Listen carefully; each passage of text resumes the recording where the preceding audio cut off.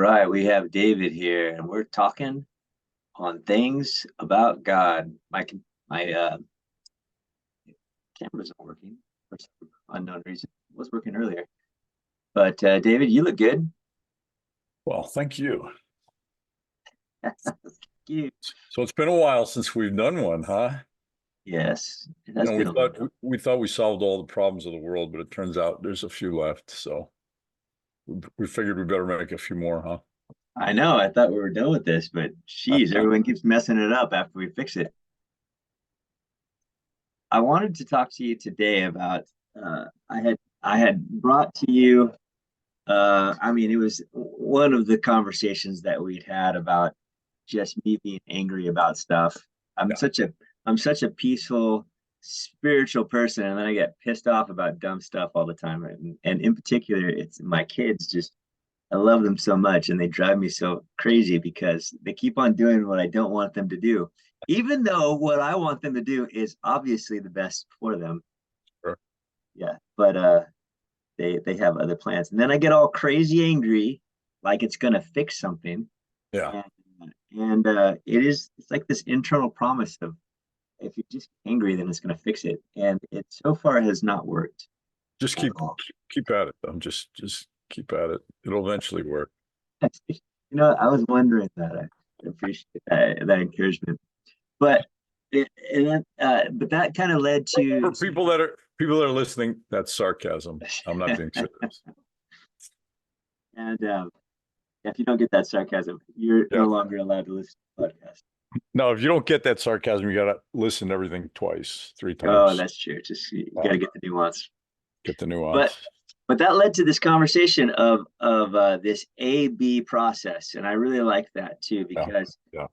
I mean I have all sorts of different philosophies and different things that people have said over the year that I've tried that have worked really great. All these processes, all these Yeah. meditations, all these huge ways of living, right? Like religions, these whole religions and hierarchical beliefs and the different techniques that people use, and but all those is just this A/B process that you said Yeah. in the end you got to get rid of the thing that's been working, so to speak. So could you explain more of this A/B process to being and the piece that I was looking for in my beginning Yeah, I conversation? don't remember. I don't remember that. All right. Well, thanks for today. Yeah, so we'll try next time. Well, no, first of all, you quoted it wrong. I didn't say you get rid of the processes that work. That's not it at all. Whatever. So, yeah, whatever. Yeah.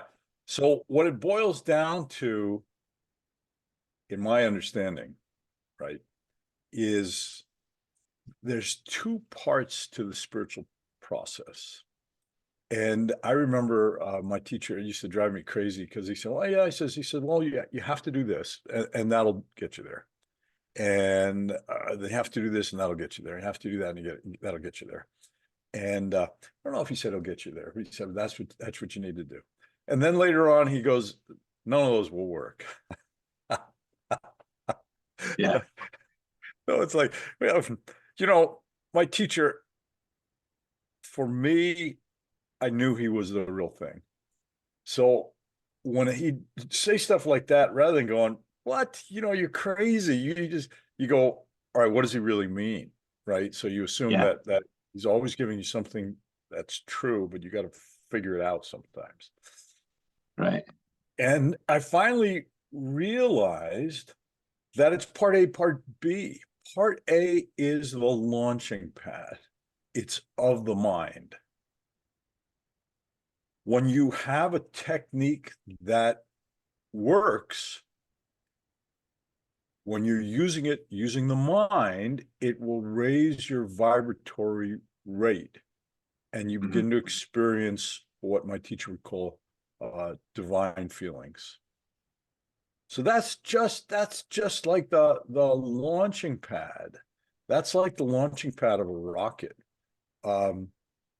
That's part A. So the rocket, you could say it has, let's just say the rocket just has two stages, right? Stage one is to get you towards the outer edge of the atmosphere and the gravitational pull of the planet, then that first stage drops away and the second stage fires up and takes you out of the orbit of the planet. So it's a lot like that. So the mind, he had said before that the mind was the source of your entrapment.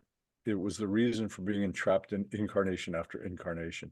He goes, but he says the mind is the jail cell, right? Produce the jail cell, but it's also the key to the jail cell door.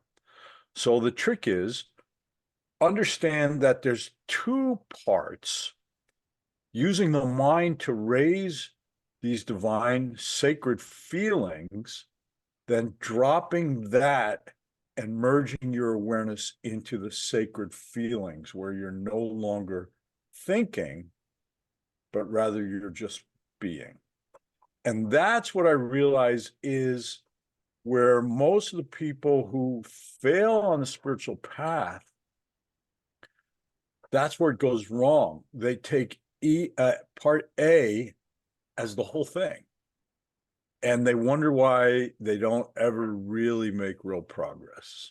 And that's what he was saying. He's saying those are all part A. He said that won't get you there, but it's necessary for the launching pad.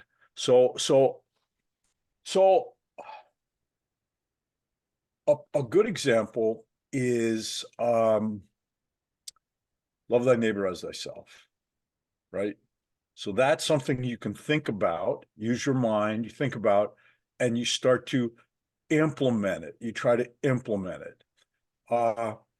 So most of my early phases of my life, I was just always stuck in A and wondered why it never really worked. So let's just say love thy neighbor as thyself. Well, I would practice that and don't practice, being loving towards people and just dealing with a lot of idiots and just pushing down your frustration with them and trying to do the right thing. And of course, your heart's not really in it, because you're annoyed with all these people, but you're trying to do it because God wants you to do it. So you're working hard at it. And it's just hard work, hard work.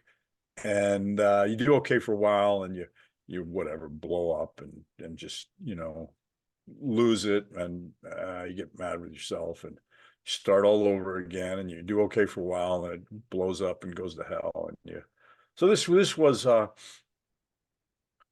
most of my early life. And it wasn't until studying my teacher that I realized, oh, it's just the launching pad. So let's give a really good example. The Bible, Old Testament, there's a phrase in the Old Testament: be still and know that I'm God. So when I was younger, it's like, know that God is God. But now it's like, be still and know I am God, right? So either way starts to work. But when I would say it a few times in my mind, I would start to feel stillness. And there's many times that stillness was so attractive that I'd just kind of get drawn into it. And I would it would be really, really a good experience, a really good experience. So I was stumbling into the B part unknowingly, but you have to understand it's a B part, because if you don't understand it, then a lot of times you're doing spiritual practices and it's just not going anywhere because you're staying in A, which is the mind. You cannot fully awaken while using the intellect, the thoughts, because the mind and the intellect is actually, the mind is intrinsically tied into ego. And true understanding of ego is the belief that you are a separate thing.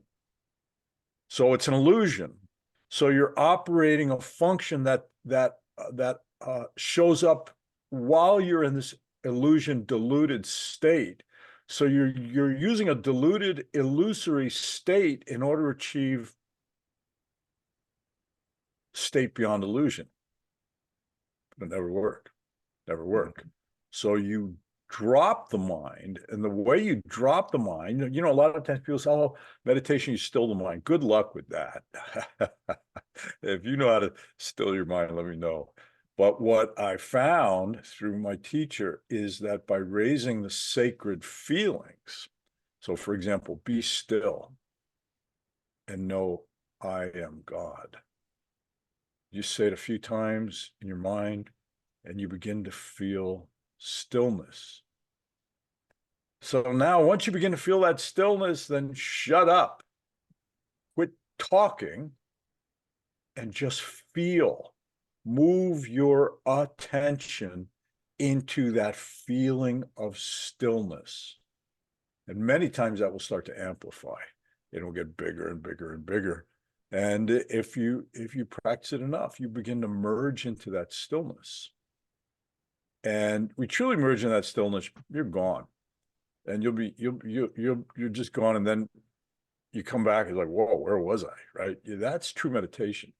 My teacher said true meditation is merging into the object of your concentration. Right? So the only one my teacher ever gave, the only mantra he ever gave, and the one he says is all you'll ever need, is I'm God, I'm God. I am no different from God. Right? And I told you the variation from David Icke that I really like, and it's, in my opinion, it's the same thing, is I am infinite consciousness having a David experience, or I'm infinite love having a human experience. I'm infinite peace having a human experience. And to me, that's just naming different aspects of God that we can relate to in a way that when you say it, you begin to feel it, because your subconscious will go, oh, okay, I know what that is. And your subconscious will begin to bring that feeling of infinite awareness. And you start to feel that expansion of your consciousness, your subconscious going, here it is. And then as you begin to feel that sacred feeling, quit talking and just be in that, or more accurately, just enjoy that. So I am infinite peace having a human experience. And I can say it once and I already begin to feel it, but maybe you got to say it 3 times, but it doesn't matter. You say it as you contemplate it, and your subconscious will begin to raise that frequency. And then you quit thinking, and now you start to move beyond mind, beyond thought, beyond ego, and you begin to feel that. And any of those sacred feelings or characteristics of your true self are infinite.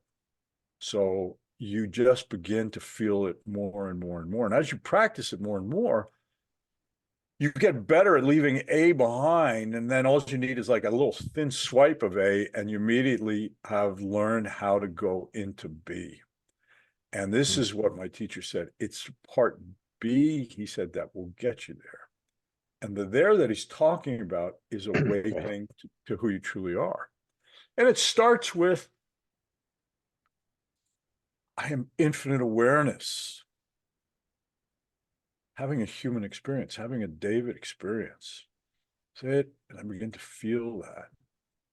And then I feel that expansion taking me beyond this physical self. You begin to feel the expansion of peace, expansion of love, expansion of joy, whatever characteristics of divinity that you're using on that particular day.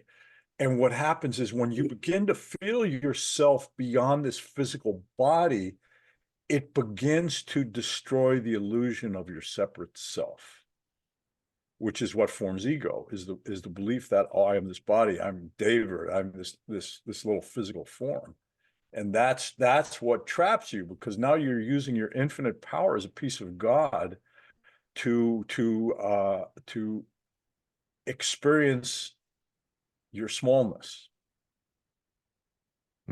So you're creating your reality by your belief.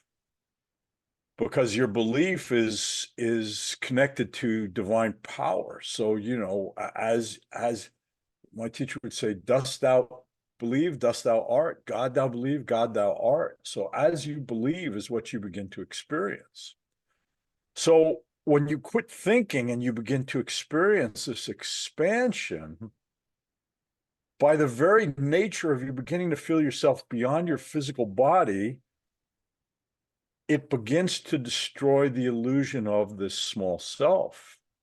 So the more time you begin to spend in B, the more the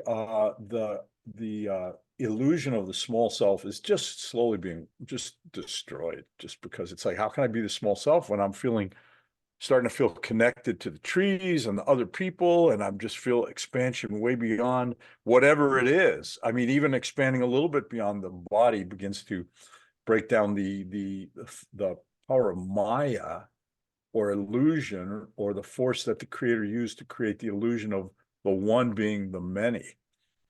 So he said, that's what's going to get you there. So that's the trick. Now you can look at any of your spiritual practices and understand, properly used, it's part A and part B. And the trick is spend minimal time in A. You know, it's like that launching pad, man. When that rocket goes off, the quicker it gets beyond the pull of gravity, the quicker it can launch off to the stars. But if it just keeps using, bleeding out just a little bit of fuel, a little bit of fuel, a little bit of fuel, it'll never leave the launching pad, and it will burn up all its fuel. So anything, any spiritual practice that you find raises those sacred feelings of peace, of joy, of love, of stillness, those are all sacred feelings, which means high vibrational consciousness. That now when you begin to feel it, then just totally put your attention on that feeling. Another way of saying it is enjoy it. Just enjoy it. It's like I used to say, it's like if you're eating your most favorite dessert in the whole world, you don't just shove it down your face while you're watching TV and talking to somebody. You go, wait a minute, I only get this once every 5 years. Because you completely put your awareness in your mouth, the taste, the texture, the whole thing. And for a moment, right, everything fades away because you're completely putting your awareness on the taste and sensation, the whole thing, right? So it's the same thing. Once you begin to feel that peace, that joy, that love, whatever it is you picked for that moment, just enjoy that peace. Feel that love, that peace, that joy, that stillness, that expansion, whatever it is, that high frequency consciousness is you're beginning to experience. And by feeling, the mind drops away. The mind drops away, especially when you're feeling high frequency vibration. It tends to pull you in. This is why I call it the path of joy. Because when you begin to feel that joy, it just kind of pulls you in.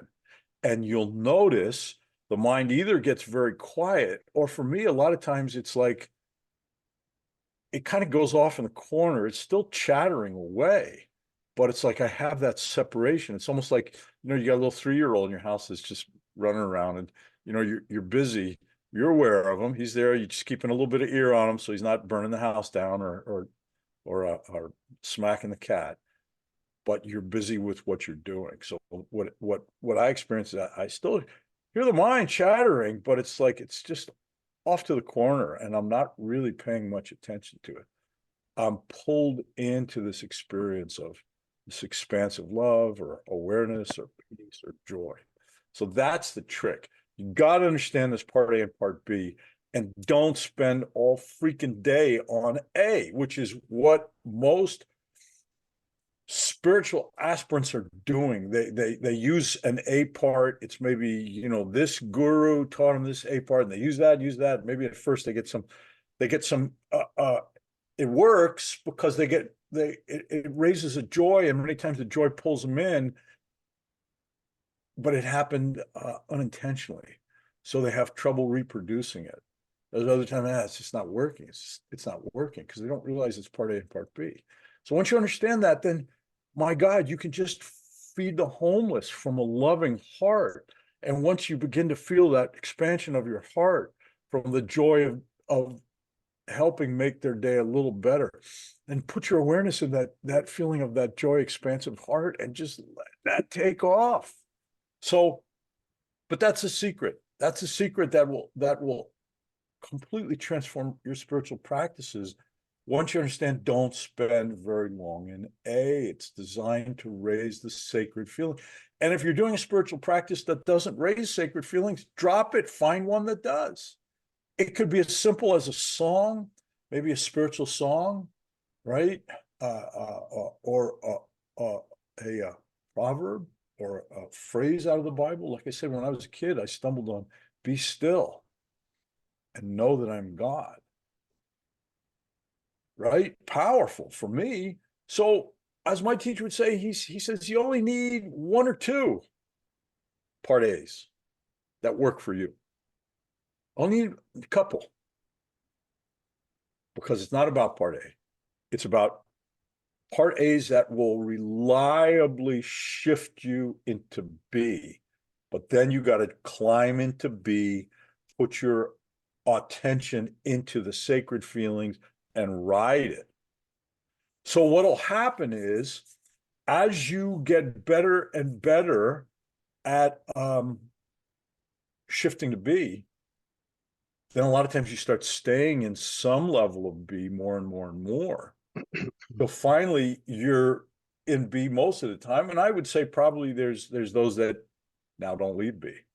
And then it's a matter, every time you get into B and you get better at B, you go to higher levels. It goes deeper and deeper. And of course it's without end. So, but that's where the practice is. A, to go to B and then spend as much time, take B out with you into the world. Take that into your dealings with God in all his infinite forms, as people, as cats, as trees, as air, as situations. Because the more you're operating from B, the more it's your high self or divinity that now is moving through your thoughts, words, and deeds. So you start becoming more and more channel of divinity as you are in B. As Jesus would say, you speak from the abundance of your heart. So when you're in B, that's the abundance of your heart, more sacred, higher vibrational frequencies.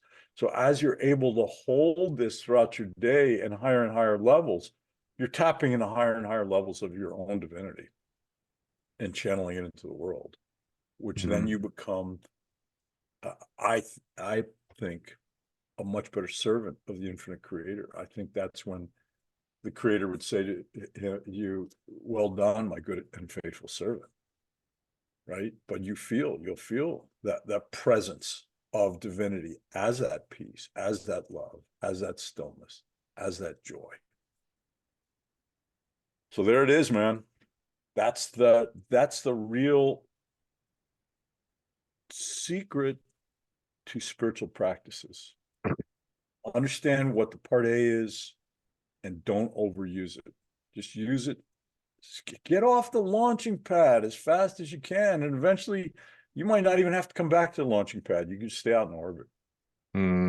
Hey, you know what? My mic wasn't working. I didn't get any of that. Could you repeat that for me? I don't even remember it.